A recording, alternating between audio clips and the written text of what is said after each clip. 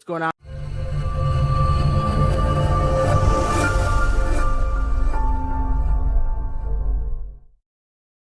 What's going on? 49er Faithful, 49er Fam, 49er Gang. This is your boy Niner Gang Podcast back in the building. So definitely hit that like button, hit that subscribe button, turn on the post notifications so I can keep you up to date on any and everything San Francisco 49ers. That being said, so you're right on into it, man. I already know what it is, man. It's Bears week. Next thing is we at home. We don't have to travel. We don't have to be in any more cold weather. We all see how that worked out. Um, that beat down from the Bills was definitely, if nothing,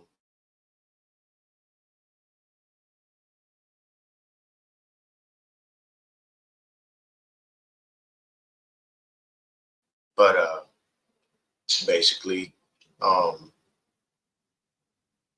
yeah, 35 to 10, getting beat down by 25 points, which is technically three touchdowns plus extra point and two safeties. That's literally how you can get to that many points in an NFL game. The safety is 2 points for those that don't know. So this is the preview for the Bears versus the 49ers. They'll come to us. We're in Santa Clara. Here's the weird thing. I'm not too optimistic, but we got a chance, y'all. We actually do have a chance to still possibly make the playoffs, sneak into the wild card. But the only way to do that is to run the table. We can't get in there, with a 9-8 record. 10-7, I think will do it, but 9-8, I don't think it's going to pull it off. The reason that I state that is because the NFC West is so tight. Right now, technically, we about 2 games back in Seattle. So we got to be better, and we got to be stronger, and we got to be smarter. Even with all the injuries and everything that we're going through, we still got to fight through it. So speaking of the injuries, we got our final injury report here for the Bears versus the 49ers. So we got Dre Greenlaw out. We know he's going to come back for the Rams game. Pretty much everybody has already said. I think Demo was in the interview, and the first thing he said was, I feel bad for the Rams. So that's a good thing. We know he'll be back for that. Jordan Mason out. He's out with the high ankle sprain. I pretty much don't think we see Jordan Mason for the rest of the year, at least in the regular season. Maybe possibly in the postseason if we make it. That's a big if. George Odom out. Trent Williams out with the with his ankle injury. So I believe Jalen Moore will be starting again. The other person that is out for the rest of the year is Christian McCaffrey. Nick Bosa is doubtful. Questionable is Aaron Banks with a concussion, Flanagan Fowles with a knee, and Hufanga with the wrist. Don't care much about Flanagan Fowles, whether he plays or doesn't.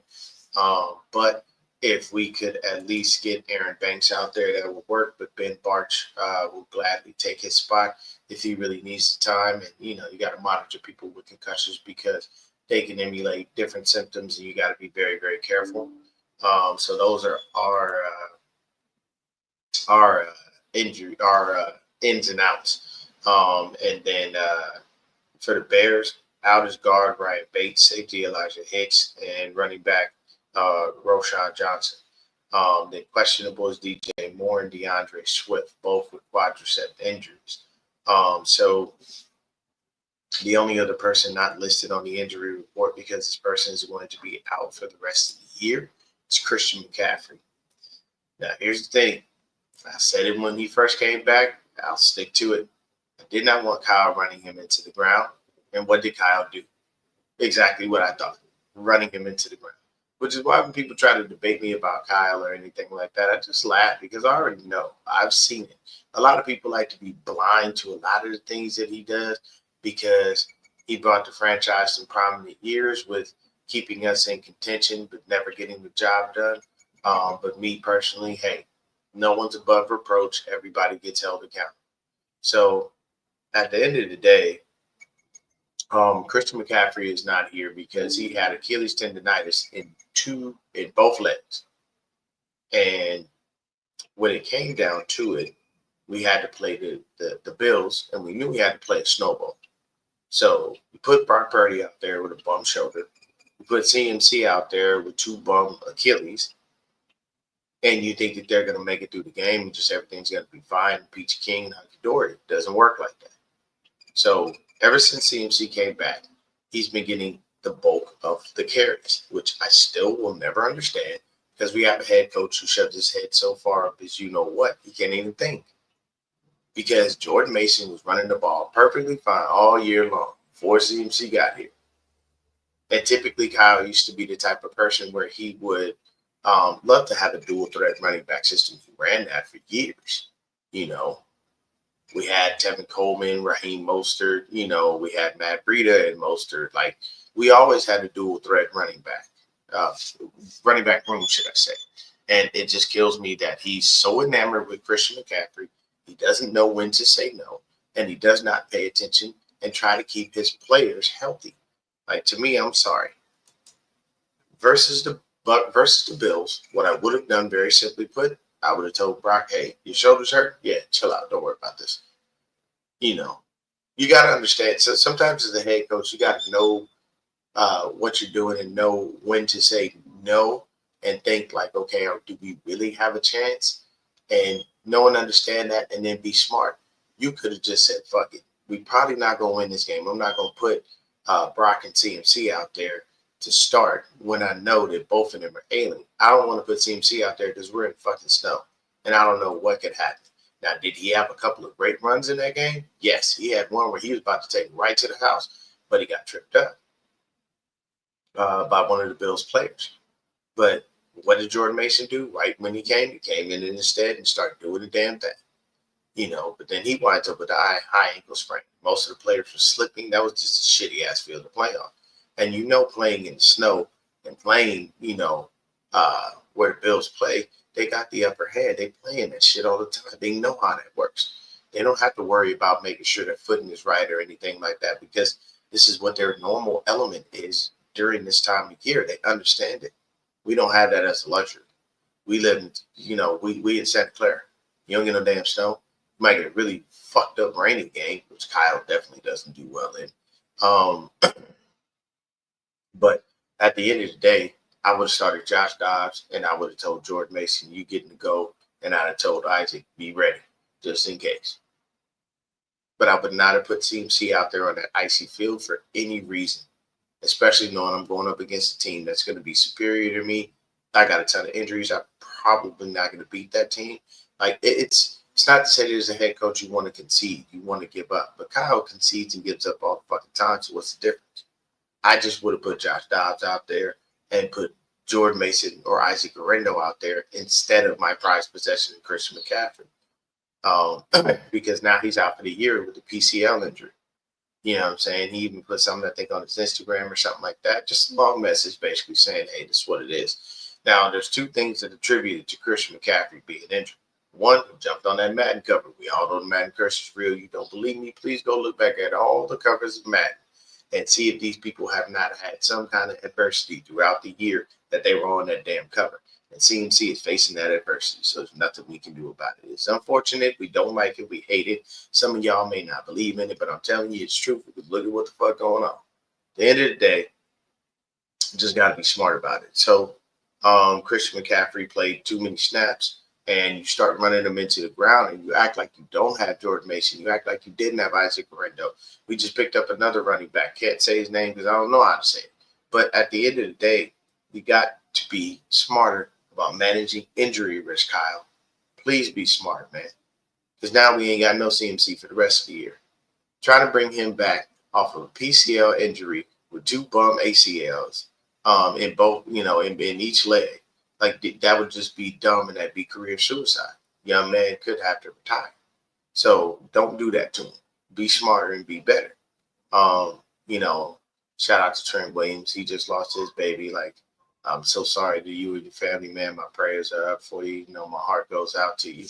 But Trent Williams is out with the ankle injury, and he just lost a baby. So, it's going to be a little bit before we see him. So we're hoping that Jalen Moore can hold it down in this Bears game, and Trent's back the week after versus, I believe, the Rams. So when you take a look at it right now, currently the 49ers are on a 3-game losing streak. and I believe the Bears are on a 5 game losing streak. Um, so it's definitely, not a good thing for them. So the Bears have lost, yeah, they lost 5 straight. They only lost by 3 to the Commanders. They got blown out by the Cardinals by 20, beat up by the Patriots by 16, barely lost to the Packers by 1. You know what I'm saying? Just by 1. So it wasn't that bad. And then barely lost to the Vikings by 3. And then playing the Lions, only lost by 3. So their last 3 losses, a combined total of 7 points, which is technically a touchdown with an extra point. So they're getting closer and closer. Something's working for them. Something's being figured out in these last few games. Albeit all 3 of those are divisional games, which you can always expect to be close. Why? Because in divisional games, you know that team. You play them twice a year. You see, you already know what they do. You know what they don't do. So it doesn't make a difference. Like divisional games usually should be close or be blowouts only because you know that team so well. You can just basically break them off and they can't do nothing about it. So with that being said, what I'm saying, once again, so they played the Cardinals. Cardinals blew them out by 20. And they haven't played anybody else in the NFC West. I'm sorry. They played against the Rams, but they beat the Rams 24-18. And they have they played the Hawks? No, they played the Hawks 1, 2, 3. Yeah, they played the Hawks 3 games in 3 weeks. So, what I'm saying, the NFC West seems to have fared. They're 1-1 against the Bears right now. Rams took the L. And the Cardinals, they took that blowout win. So we'll see what happens. Now with the Bears, it's just been a tumultuous season. They started out, 1-2, then they had that little 3 game win streak, and then after that, it's just been, downward slope. I think they just fired Matt Eberflus. If anything, and it's a rough go, man. It's rough when you're out there and you're trying to do your thing and you can't see, the forest through the trees on that joint. So right now, Caleb Williams, he's got a 61.6 completion percentage, 14 TDs, 5 interceptions. He's averaging about 217 yards per game, which isn't too bad. You know what I mean? Their running back, DeAndre Swift, 704 yards, 3.9 yards per carry, 5 touchdowns. Caleb Williams is averaging has 378 yards. He averages 6.4 yards per carry. Now, we always have an issue with the mobile quarterback. And Caleb Williams is pretty slippery. He's avoided some sacks. But the other thing is, the man been sacked 49 times. Good Lord. So that tells you that the Bears' offensive line is trash. So we should thrash it. But the thing is, we're going to have to thrash them with backups because Nick Bosa's not going to play.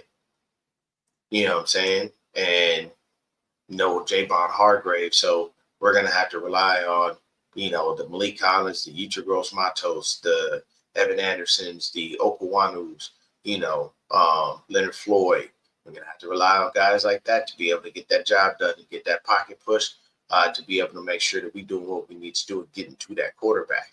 But Roschon Johnson, thank God that he's out because he had 6 touchdowns. He only had 139 yards. So that's nice. So I have to tackle DeAndre Swift. The other thing about Swift, that last name says it all. Swift is a speedster. He is very quick. So if he gets out there and he gets going, we don't have anybody on our team that can catch him. The only thing you got to have is luck and a good angle when it comes to that dude. Because once he gets past you, goodbye. We also got somebody that can get past you and get going, and that is Isaac Guerendo. Guerendo is definitely going to fly past you. He get past you, you can kiss a goodnight. That's one thing CMC never really truthfully had throughout his career was home run speed. If he had home run speed, CMC would just be completely unstoppable. But he's always been that great dual threat, and he's always had enough speed to get away from you, probably within about like 30, 40 yards. But if he's got to run full 90, somebody's going to catch him. And there's no disrespect to him on that one. So, receiving, nobody over 1,000 yards. You only got two over 500 for the Bears, and that's Rome Odunze at 543, averaging 13.2 yards a carry with one TD. DJ Moore has 663 yards, 10.7 yards per catch. He's got 5 touchdowns. Hey, what's going on, media? So we got a couple of people here. You got Cole Kmet, 448 yards and 3 touchdowns, and then Keenan Allen, 441 yards, 5 touchdowns. And those have been their main receiving threats. DeAndre Swift is a dual threat running back. He's got 313 yards as well. But everybody else on their team, nobody else is a threat. So those are the guys that we just have to pay attention to. So I got to stop. Literally, it's going to be about five people. I got to stop. I got to make sure DeAndre Swift don't get going in that run game. I have to make sure that, DJ Moore, Odunze, and Allen don't kill me in the pass game along with Cole Kmet. Cole Kmet is definitely a viable tight end, So just got to be careful with those dudes. Those are going to be just the main characters that we have to worry about, but we also have to be very mindful with the fact that Caleb Williams can run. Because that has been our Achilles heel ever since Kyle and John have been here. We have not necessarily been the best when it comes to mobile quarterbacks. So then you slide over to the other side of the ball. As a total, they got 30 sacks on the year. Their leading sack go-getter is Montez Sweat. Makes sense. Now, this is one thing I can respect. The Bears' defense is solid. Their defense is super solid. You got Darrell Taylor. He's got 2 sacks. Austin Booker, he's got 1.5. Chris Williams has 2 sacks. DeMarcus Walker's got 3.5. I apologize. Leading sack getter is a guy named Jervon Dexter Sr. He's got 5 sacks. Oh yeah. Oh God, no. Yes, you're 100% right. We cannot put him there. So media brings up a great point here. I'll just put it up here. So when it comes to coverage, when we're covering and we have to have our linebackers do something, 49ers, please, Nick Sorensen, stop putting Devondre Campbell in coverage. He sucks. If it's a guy that needs to be covered, put D. Winters out there. He has the lateral speed to be able to do what he needs to do. But there's no reason that you need to put Devondre Campbell out there and cover any damn body. And don't have no defensive lineman covering people. Not even a tight end. Don't do that. These guys are just way too athletic. These tight ends are damn near just receivers that are big as hell. You got to be careful with that. Don't do that. So they got some guys to do some things. Everybody, they got themselves in total. They have 9 interceptions. The only person even in double digits is Jalen Johnson. But everybody else, they're single digit kind of guys. When it comes to it, Javon Brister's got 1. Shout out to Breezy. That was his dude. He loved him coming out of college. I remember him raving about that dude some years ago. Kevin Byard, he's got 1. You know what I'm saying? TJ Evers, linebacker, has 1. Jermaine Evans has 1. Tyreek Stevenson, he's got 1. So it's just respecting the Bears defense because they do have some viable guys and they have been doing fairly well for themselves when it comes down to it. So those are the main guys that we'll have to be paying attention to. I think we're going to have to be really honed in on Edmonds, be mindful of Byard and Johnson, and definitely, keep your eye on Sweat and Dexter Sr. because those are the main sack getters. Those are the guys that do things. We got a kid named Jackson. He's got 1.5. Be mindful of DeMarcus Walker as well. This dude's out here with 3.5 sacks, and I know it's not a lot, but that's the case. Sweat's got 7 TFLs. That's another big thing. TJ Evers, their linebacker, 6 TFLs. Those are big numbers when it comes to tackles for a loss. And you got to be very careful and be mindful of that.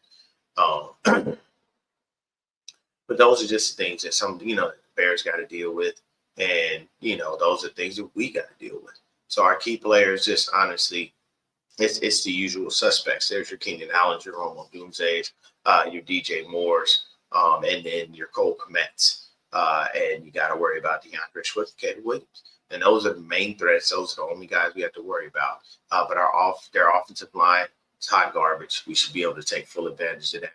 But the key is you got to sack Caleb. You can't let him get away because he is slippery and he will get you. He will catch you fully slipping. You won't even know it. Now, when it comes to the Niners, obviously we got to do what we got to do. We have Brock the Glock Purdy. That's what I call him. I don't call him that other name because people be killing me when they do that. I was like, yo, I can't call no other man that. That's not no. But Brock is out here 65.7 completion percentage, 2,707 yards, 13 TDs, 8 interceptions. He's only been sacked 22 times. So that's almost half that half of the sacks that excuse me, Caleb is taking. So that tells you that he just got a little more wiggle. Jordan Mason, 789 yards, nine big runs, 3 TDs. Brock Purdy, 271 with 4 TDs. And Guerrero, 246 with 2 TDs. And those numbers definitely skyrocket upward because he has to start. There is no option. So right now it's just going to be Guerrero, Patrick Taylor Jr., and the new kid. But right now, when it comes to receiving, Jauan Jennings leading the squad, 684 yards, 4 TDs. George Kittle leading the squad in touchdowns. He's got 649 yards and 8 touchdowns. He's having a career year with his TDs, man. He's out here balling. He scores, if anything. So Deebo Samuel, 531 yards, 1 touchdown. Brandon Ayuk's out for the year. We're going to talk about him. Christian McCaffrey out for the year. We're not going to talk about him. Ricky Pearsall, 132 yards and 1 TD. And then the rest of the guys are the rest of the guys. So you'll most likely see Isaac Guerrero get a few things out of the backfield here and there. I wouldn't doubt it. We do need to make sure that we feed him as much as we can. When you look at it in this game, I think the key is just going to get back to playing 49 football, and that's running the ball down their fucking throat. Run that ball down their throat until they cannot take it anymore. That's the key. That is truthfully the key for this game. That is what you want. That's what you want to do. There is no other reason that you should have, in this game for the 49ers. Then when you go ahead and take a look at us, they had 30 sacks. We've got 28. So we're 2 behind them. Of course, the leading sack guy on our squad is Leonard Floyd. I take that back. Leonard Floyd is number 2 with 6.5, but he's right on Nick Bosa. Nick Bosa's got 7. You got Malik Collins with 4, Okuwana with 3, Kevin Gibbs with 3.5, but we ain't seen him in several weeks. I think he's got a hamstring injury. You got Evan Anderson with 1. So we got the usual suspects, the guys that we expect to have the bulk of our sacks do happen with Floyd and Nick Bosa, but we won't have Bosa this week. Bosa's leading TFL guy with 10, Floyd right behind him with 6. So 46 TFLs as a team. We got 53 passes defense. Fred Warner with 6, Demo with 6. We got 3 guys, Brown, Mustafa, and Mooney with 5. Bernardo Green with 7. You know what I'm saying? And then, of course, the interceptions. It happens every now and then. You'll have Fred Warner. He's got 2. Demo's got 2. Brown and Mustafa have 1. Green and Bosa have 1. Along with Isaac Yiadom. He's got 1. So not too many interceptions all throughout the year and whatnot, but, Huff possibly being able to play, man, that's beautiful. Because everybody forgot about Huff. That's my favorite guy on the squad. It just makes sense. And I'm like, why we don't talk about him? But that's just how it works. You know what I mean? They say, Kyle, go and put Deebo in the backfield. You already know. And here's the issue. When we say that, the number one reason we don't like Deebo in the backfield is because he actually is predictable when he's in the backfield. You know he's going to run. So they load the box and Kyle doesn't deviate from the play. Like, every team gears up to stop him when they see him in that backfield because they know he's getting the ball.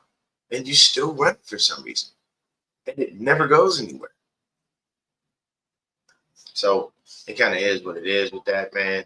We have our usual suspects on defense that need to do their job and work hard, be better about it. I think Deke Winters should get a lot more snaps than Devondre Campbell. We need him to be out there to cover Cole Kmet if need be because Fred's out there with a bum ankle. So we definitely want to make sure that we kind of protect that ankle as best we can by not having him cover too much just because it's just, it's better. You have to manage injuries properly. And obviously, we see our head coach doesn't know how to do that very well because you threw out a quarterback who had a bad shoulder injury, probably pumped him full of cortisone, and you threw him out in cold weather, which is definitely not good whenever you're hurting. Because that only makes you hurt more because it feels like you're fucking freezing. And if you didn't watch that game, it was damn near a snowball. It was like the Green Bay game we had some years ago when we were in the playoffs and we barely won that one. So, it's just knowing and understanding how to manage risk and what you can and cannot do, and no head coach wants to go into a game saying we're going to take an L, but at the same time, you still got to be realistic enough to know what you're going to do. I would have just basically just leaned on the fact, honestly, that Brock had a shoulder injury and he can't go. I'd have threw Josh Dobbs out there and said, hey, man, be careful. But I'm not going to put my starting quarterback on the line in the fucking snowball. Forget that shit. Why not put the other kid in? Let him do it. You know what I mean? And it's nothing against Josh Dobbs. I'm not saying he wouldn't have fared well. I'm not saying he wouldn't have possibly won us the game. I'm just saying if I'm going to take an injury risk, I'm taking you with the backup and not my starter. Just logic. So this game will be played in Santa Clara. Nice fair weather game. We don't have to worry about it. I think it's an afternoon game, 1:25 start time, something like that, or probably 2 o'clock. Either way, we need to be careful. And we need to be very mindful. We cannot lose this game. We lose this game, I'm telling you right now, the season is definitely over.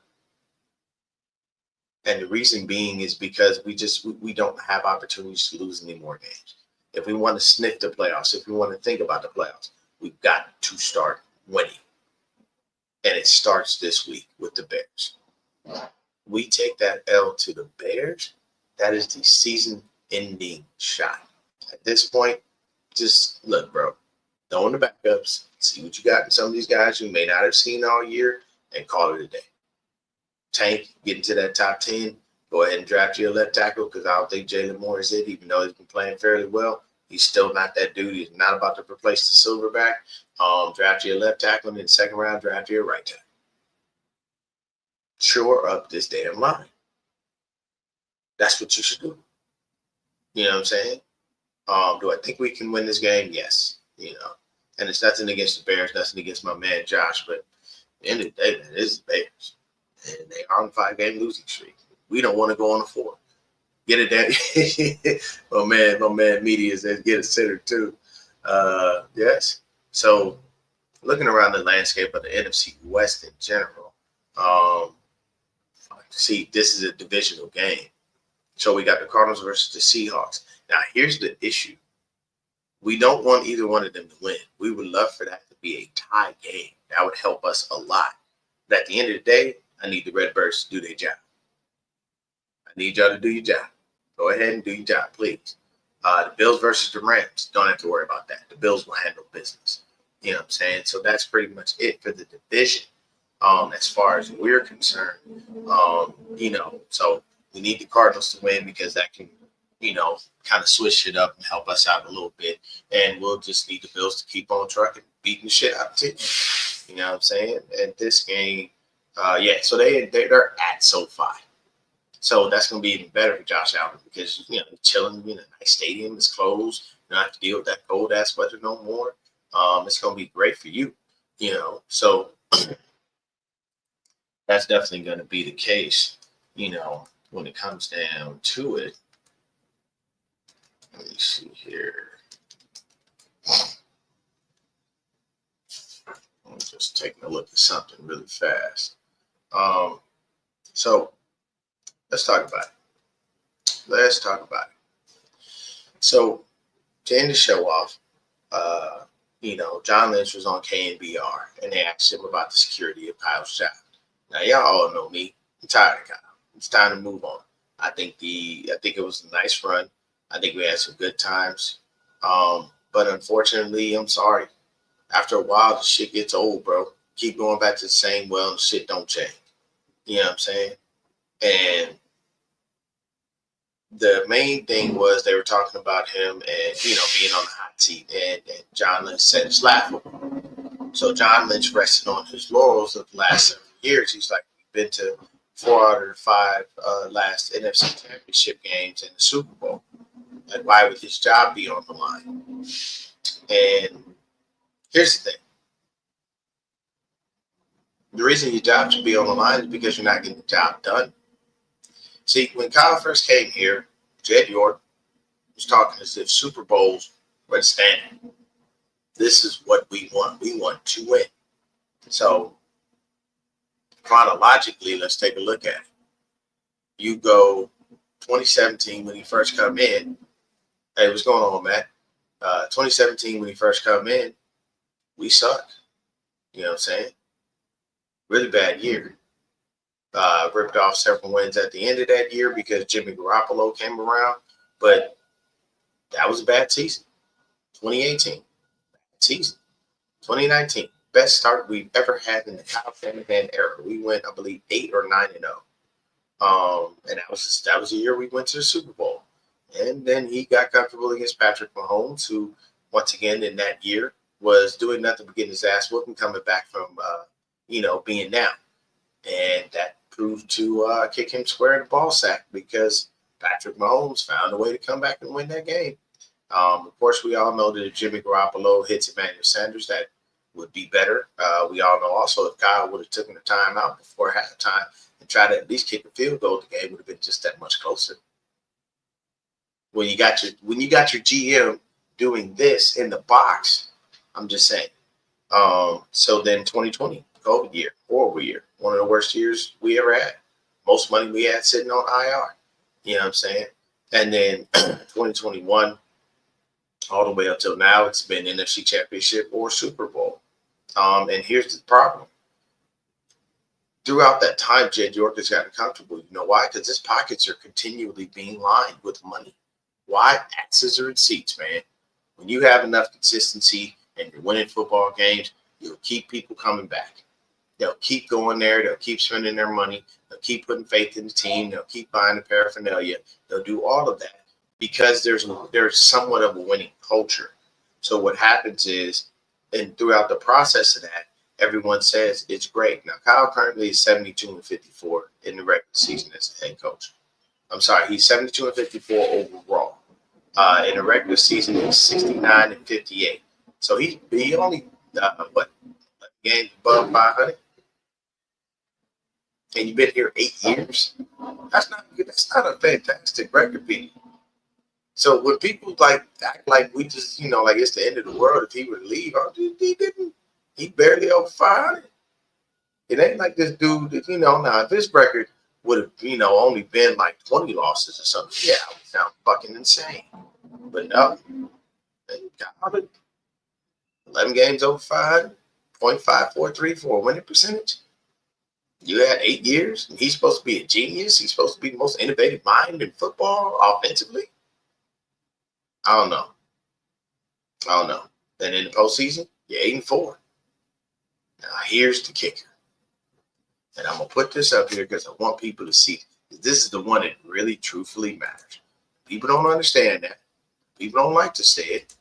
And people like to run away from this. But I'm going to share this. Now see this right here? That's the big one. That's the one we're talking about. 0-3. 0-3. You know what I'm saying? And that's what we're talking about, people. That's exactly what I mean. Opposite of his daddy. 1 L as an offensive coordinator, 2 L's as a head coach. Mike is opposite. Our last Super Bowl that we won, he was the OC. He went over to Denver and won 2 as a head coach. These are facts, people. I'm not telling you anything that's not true. So when you take a look at this and you look at him overall, I'm sorry. At the end of the day, you need to get the job done, sir. And you haven't. And there's so many people out there that are just holding out hope for him. And there's so many people out there. The first thing, and this is what kills me. They go back to the same well. So they go back to Chip Kelly and Jim Tomsula. Y'all know they was 1-year deals. They were one and done. We didn't suck for that long between Harbaugh to Shanahan. I believe Harbaugh left in 2014, and he left with a winning record, mind you. He's well over 500. But he lost Super Bowl too. End of the day, lost it to his brother. And here's the biggest issue. Everybody acts as if there's no one else out there. We got the OC for the Bills. We got the OC for the Lions. We've got Todd Monken over there with the Ravens. Like, people are so scared to start over, and they continually BS and mention the Chip Kelly and Jim Tomsula days as if those are the days that we're automatically going back to. No one knows the future. You don't know what you're going to get with these new head coaches. You don't. And yes, would teams run to go pick Kyle up? That would be yes, they would. They'd come beating his door down and get him in the building. But you know what's gonna happen? Kyle gonna sit there and do the same shit he been doing with us. Y'all gonna get to a point where you're gonna become relevant. He gonna do some bonehead shit, and you're never gonna have anything to show for it. That's what's happened. Our fan base and a lot of these content creators and a lot of people out there, including the media, have been lulled into the fantasy world of there's nothing but Kyle. No one's better than him. He's an offensive genius. He's one of the greatest minds and all this other shit. I'm sorry. A guy who continually blows fourth quarter leads, a guy who continually can't win the Super Bowl, someone who obviously keeps, screwing up when it comes to finding his quarterback. These are all things that are on him, bro. And y'all can't tell me nothing different, because when he got in 2017, he had the opportunity to draft a quarterback and chose not to. And we struggled running around with Jimmy Garoppolo for years. Then we had to trade Lance debacle. You traded all them damn picks, never had no faith in the young man, and now he's sitting in Dallas as a backup. And now we got Brock Purdy, and it almost looks like Brock Purdy has come down from the stratosphere of being great, and teams have figured it out. Now, is it Brock Purdy that got figured out, or is it Kyle that got figured out? That's the bigger question. So for me, it's just very frustrating, and it's unnerving that the fan base and that the media just swears up and down as if there are no other options, and they're so scared because they automatically think we're just gonna tank and we're gonna suck for years. Yes, when a new person comes in, overhauls need to be done, things need to be changed. But after a while, you got to realize certain experiments just don't work out. And the Kyle Shanahan experiment has not worked out in our favor. Have we been relevant? Yes.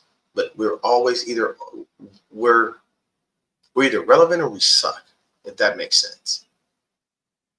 You know what I'm saying? 11 games over 500 in an 8-year span is not a good thing. And don't tell me about injuries, because injuries happen to every team every single year. It happens. I'm telling you right now. ATHF 2000. If I'm trading Kyle, I am not trading Kyle for less than 2 first-round picks. I know I can fetch that on the market for him. I may not like him, but I ain't stupid. You know what I'm saying? See, that's a lot. That's one thing people get misconstrued about me. Because I speak the way that I speak about him and I say the things that I say, everybody's like, oh, you're just dumb. You don't know anything. I know ball. I know coaches. I know players. I know this. At the end of the day, I'm going to tell you this. I'm not a Laker fan. I'm born and raised Los Angeles, California. You see this hat. You know where I'm from. But I'm not a Laker fan. I've loved MJ since I was a kid, and I am an MJ guy. And I'm still a Bulls fan to this day. But you know what I never did? I didn't knock the greatness of Magic Johnson or Kareem Abdul-Jabbar or A.C. Green or Byron Scott or Michael Cooper or Kobe Bryant or Shaquille O'Neal or Pau Gasol. I didn't knock the Lakers. I'm not dumb. I just have my own opinions. You know what I'm saying? Kobe was the closest thing we ever had to Jordan. I don't even ever want to hear anybody talking about LeBron and Jordan in the same sentence. They're two different people. Because Jordan was a killer, LeBron isn't. But that's another thing with Kyle. Kyle's not a killer. And that's what you need in a head coach. You need a dyed-in-the-wool killer. Somebody that's ready to take a head off without question. They don't think. They just point and shoot. And that's what Kyle doesn't do. Like, when you get up on the team, put your foot on the neck. Like in this game, I don't want to see Isaac Guerrero slide at all. I want to see him barreling through defenders and continuing to score. This game needs to be a statement game. If we're gonna beat the Bears, we need to beat the brakes off of them. We need to go in there and put up a 40, 50 burger. You know what I'm saying? We need to go in there and make a true statement. Yes, it would be against a weak team, but sometimes that's what you do to put the lead back on notice. We ain't dead yet. And that's the key. We ain't dead yet. We're ready. We're coming. Pause. You know what I'm saying? And with Kyle, I just the fan base and media, y'all continually dick ride him as if there are no other head coaches out there that can do anything. The man hasn't won a Super Bowl. And we on the brink of missing the fucking playoffs. In the year we should have at least did that with ease. But this is the dude you afraid to get rid of? The guy that's barely over 500 for his career? Like 0-3 in Super Bowls? Come on, man. Come on. You know what I'm saying? Because I can tell you, funny thing. Everybody think Kyle's so great. Send him to the Panthers. See what happens. Send him to the Panthers. Right. He's so great. He's so awesome. He's so this. He's so that. Send him to the fucking Panthers. Let's see if he turns that shit show around. I'm just like my biggest pet peeve always will be stop living on what he's done and bypassing what he hasn't. See, everybody sees the NFC championships and the Super Bowl appearances. Here's the problem. You know what the issue with that is? This is the NFL, people. There is no trophy for second place. Okay? No one cares about putting up the NFC trophy in your damn in your hall. We want to put the Lombardi in that bitch. We looking for 6. We've been looking for it for 30 years and it still hasn't come. And I'm sorry. Kyle has been here and did it and got us there twice and ran up against the same dude. And see, here's the thing. I don't say that he ran up against Andy Reid and Pat Mahomes. He ran up against Steve Spagnuolo. The Spags is the one who's been kicking his ass. Spags defense is the one who stops him. Spags is the one who knows how to get to Kyle. He knows and understands his scheme all too well. And because Kyle goes in there completely predictable, it does the exact same shit. It doesn't switch it up. This is why it's easy to beat him. If I know my game plan is going to work because I know I had a head coach who's way too headstrong to change anything, this makes my life easy. I don't have to do shit. I just have to go in there and get it going. I just got to walk in there and do whatever I want to do. That's how that works. So it's just a little frustrating to me that everybody swears up and down that if we get rid of Kyle, we're automatically going to suck and that there isn't another head coach that's going to bring us to prominence or to a Super Bowl. That happens. And unfortunately, we need to see the light and stop, being lulled into this bullshit of just being okay with being relevant. Because that's how I feel about people who continually cry about losing it. Well, who else we gonna get? Who else we gonna get? Who else we gonna get? Anybody. Other people coach there are other head coaches in the league. There's 32 fucking teams. 31 other people coaching teams. And I'm sorry, I did, no, coaches don't grow on trees, but I could guarantee you, coaches that never get the job done, they're consistent. They're there. And the one thing that people always tell me is he wins. I say, okay, let me explain something to you. At the end of the day, and this is just I keep it that way. I'll bullshit and I'll play it right. At the end of the day, do you know what you get when you're a winning head coach, but you never won a Super Bowl? That's the only thing they care about. The Bills in the 90s, you know what people say? They lost 4 Super Bowls. They do not talk about the greatness of that team. They don't talk about all of the players that were amazing. They don't talk about Mark Levy. They say the only thing that happened to them was they lost 4 straight Super Bowls. That's all they talk about. When you just win games, but you can never win the big one, that's what they're going to remember, people. That's it. If you run track and you consistently come in second and you end your career and you never got first, you know what they're going to say about you? Great runner. never can get the job done. And that's what I'm trying to get people to open their eyes and realize. People be so enamored with Kyle, and they think that he can do no wrong, and there isn't anyone else out there that can do what he's doing for this current team. You're out of your mind. There are plenty of people that can do it. You got to give him the opportunity. But keeping him here is only keeping Jed York's pockets lined. And that tells me that Jed York obviously does not have winning a Super Bowl as a priority. I'm sorry. Because if you've seen this dude fail twice in the Super Bowl, he's been in several NFC championships and lost those. You see him blow fourth quarter leads. Like, you have all the evidence that you need. But what happens? You bypass it. You know why? Stadium's full. Money's still coming in. I keep people on a tight loop and a tight leash because they keep thinking that we're going to get there and we don't. But just giving them that glimmer of hope makes them continually spend their money. That tells me that's what Jed York is about. Because in the beginning, Jed York said it's about winning Super Bowls. We're not here to hang NFC championship banners. And then he switched his tune and going to turn around and say, well, losing the Super Bowl isn't that bad. Have you talked to your uncle? He'd have a shit fit if he lost any of them fucking Super Bowls. That dude went to 5 and got all of them. You've been 3 and lost all of them. I'm just saying like that. These are opposites here, and it's not good. We'd love for this to be flipped around to an extent, but that's basically it. And you're right. Crooked Commission, yeah, they do got to pay for the stadium, but at the end of the day, that's why you bring in vendors, that's why you bring in sponsors and whatnot. I think that stadium is well paid for by now. That they have no problem, with that.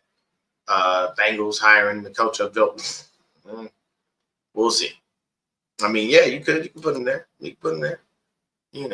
But yeah, exactly. They're happy just to be relevant in the playoff team. Thank you. That's the point. So many fans got enamored and happy with just being a playoff team. Everybody's okay with being relevant. My buddy Josh, he's a Bears fan. I'll take Kyle. Give me 2 first. You can have that motherfucker. The thing is I don't look at Kyle like shout out to my boy brother Bob. Saying hanging out with my boy Ryan Hensley. I don't look at Kyle as Kyle Levy, as brother Bob would say. I look at him more as Kyle. I call him Kyle Reed because I call him Andy Reid in Philly. That's what he's comparing to right now. It's very simple. I know how to get us there, but I can't get us over the hump. And that was Andy Reid. And after a while, you know what Jeffrey Lurie did? Moved on. He said, Andy, appreciate you. Time to go. And after that, Doug Peterson came in. A couple years later, they won the Super Bowl. After a while, it gets old just being relevant, just getting there and never winning. That gets old. That's what people have. Crooked Commission, you said if I wanted to move on from Kyle, who would I want? I'll take Todd Monken out of Baltimore, Ben Johnson from the Lions. I'll take the OC from the Bills. There are options out there, bro. That's the thing. People need to stop thinking there are not other coaching options outside of Kyle Shanahan. He isn't that damn good. If Kyle Shanahan would at least won 2 of these Super Bowls, or hell, if he at least won 1, you wouldn't hear me talking like this. But you continually go and fail, and it's your fault. And I've seen it too many times. You know what I'm saying? He said, Bears fan here. I would be happy with the first and the second for Kyle. This organization does nothing but screw up coaching. Look, man, get on the phone, man. Talk to John. Shit. You know what I'm saying? I ain't going to front you. I ain't going to take it first and the second. I'm going to ask you for 2 first. That's what I'm going to ask you for. I'm going to ask you for 2 first. If you can bump that up to 2 first, we got a deal, buddy. Shake your hand. Look you in the eye like, man, get that dude up out of here. Like, that's the only thing.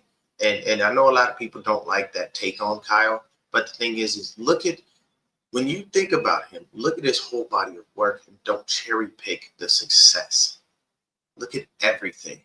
Look at what he's done in as a body of work. See him as a whole.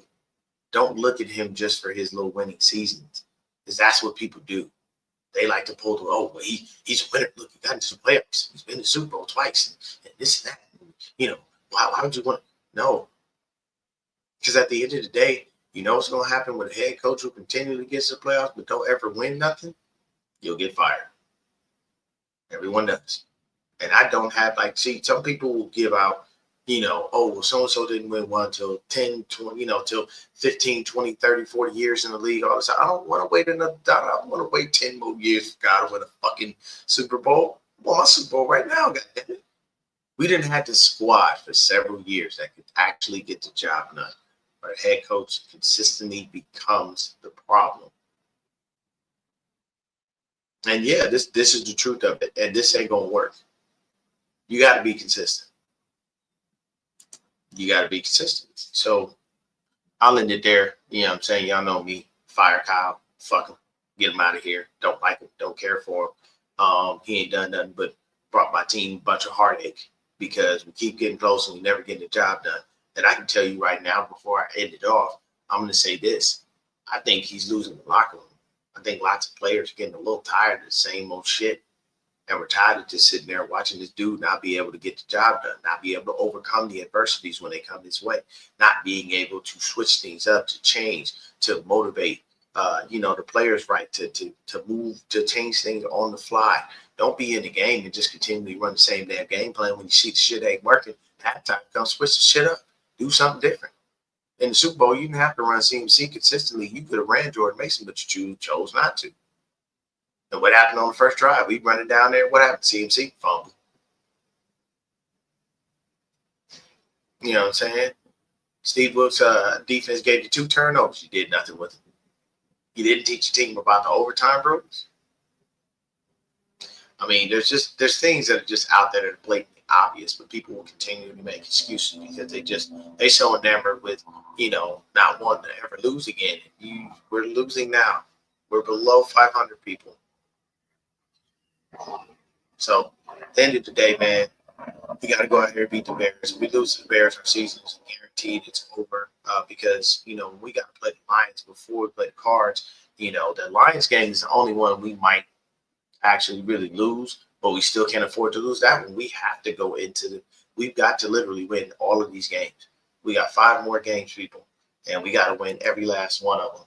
So let's look at these last 5 games, and then we'll get up out of here to see what's going on, because right now it's going to be a bit of a struggle if we don't.